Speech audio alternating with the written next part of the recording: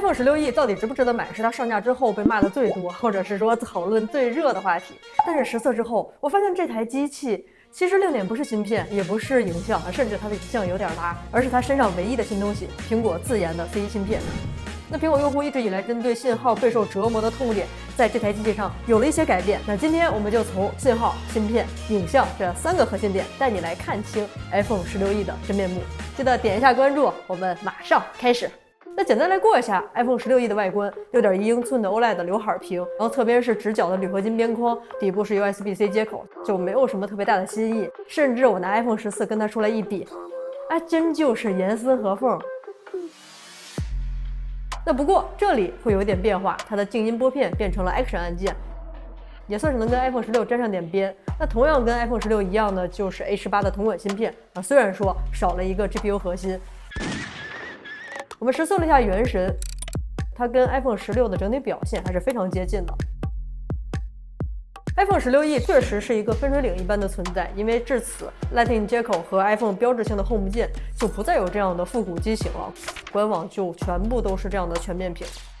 背面有一说一，磨砂玻璃的质感非常棒，尤其这个白色款，就像是一块刚从冰箱里拿出来的那种奶砖一样。但是单摄在2025年实在是有点绷不住了。那我们来看一下影像实测。白天光线好的时候，读摄表现呢跟 iPhone 16几乎是一样的。像2倍裁接的效果也是比较接近的。不过仔细看 ，iPhone 16的景深虚化效果还是会更明显一点，主体也会更突出。那特别值得一说的是 ，iPhone 16E 是不支持微距的，毕竟它只有1颗摄像头。那再看视频，白天正常运镜其实还能接受，但是一旦加快脚步，果冻效应、抖动感就都比较明显了。然后在夜拍就比较窒息了，稍微快点的运镜真就……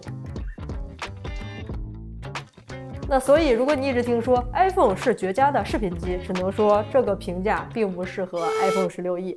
那续航实测，4K 60帧连续拍摄1小时 ，iPhone 16剩余80%，iPhone 16E 剩余84%。那如果是50%音量、100%亮度连续播放流媒体5个小时，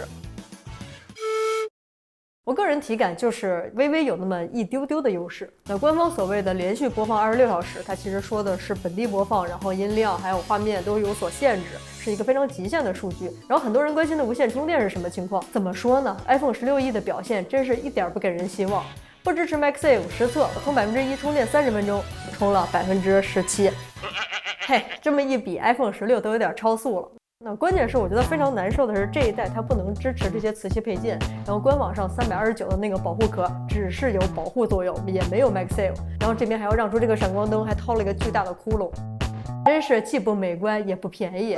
那再来，我们来看一下，也是这次我最想跟你分享的，就是 iPhone 16E 新闻稿当中提到的全新 Apple C1 苹果自研的蜂窝调制解调器，它的表现到底怎么样呢？我们决定做4组测试，日常的室内，然后电梯、地下车库，然后车上移动，每个场景测试3遍。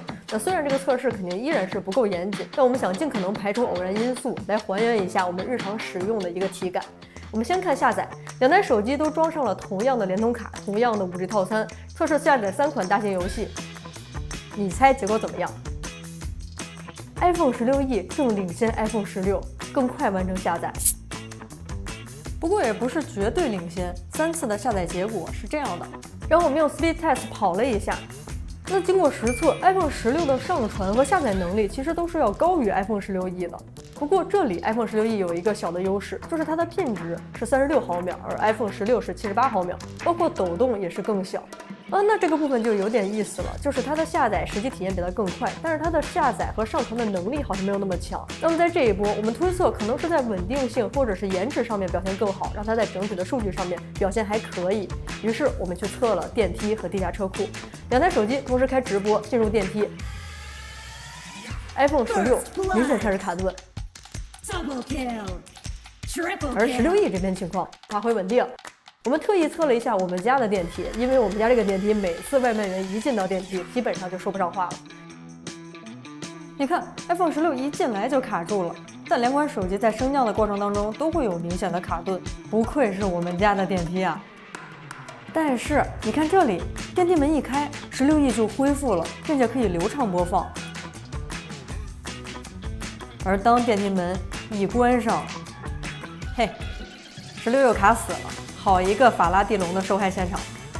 那么来到地下车库，两台手机的信号都掉到了4G。但是很意外的是，在这种弱信号的地方，16E的表现会更好一点，信号的接收和下载的速度，包括抖动也都更小。我们测了3次，结果都是这样的。那最后一次最有意思 ，iPhone 16直接摆烂，只是一味的在信号的 UI 上显示坚强。那当然，这次我们没有计入，又测了一次。我们还测试了从地库上到地面，两台机器呢都会有偶尔的卡顿，但16E没有出现过完全卡死的状态。再来，我们测试了在行驶路上的信号情况。路面表现 ，iPhone 16和16E表现互有胜负。那其中有一次跑出了一个非常夸张的数据，那我觉得就是在测试情况下我们可能不计入了。但是想分享一下的是，根据前面的测试，我们推测它很可能是在移动的过程当中，它的连接性更好，所以它比 iPhone 16更快的接上了速度更快的基站。于是我们想看看更高速移动的地铁呢，它们表现如何？那站内和行驶中，16E的表现也都会更好一些。我们还试着在人流量多的地方用5G 缓存电视剧，它们分别用时。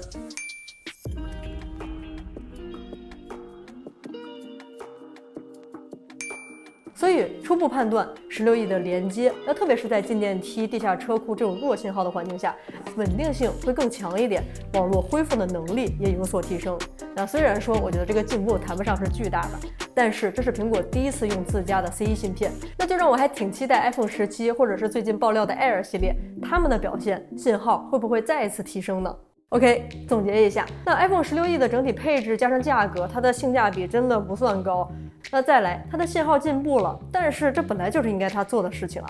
所以如果你不是特别着急换手机，我还是建议等国补或者是618的时候，然后价格如果能掉到3500上下的时候再入，那个时候搭载 A18 芯片，再加上 AI， 再加上 iOS 的稳定性，真心会是一台非常耐用的好机器。但是现在就先等等看吧。但无论如何 ，iPhone 16E 对于苹果来说，绝对是一台关键的手机，它标志着苹果终于可以不用再依赖高通或者是英特尔，在核心技术上面，在信号这件事情有了改善，也有了更大的话语权。OK， 我是鸡仔。那如果你觉得这个视频对你有帮助的话，记得转发给其他想要去购机或者想要了解这款 iPhone 16E的朋友。我们下个视频见，拜拜喽！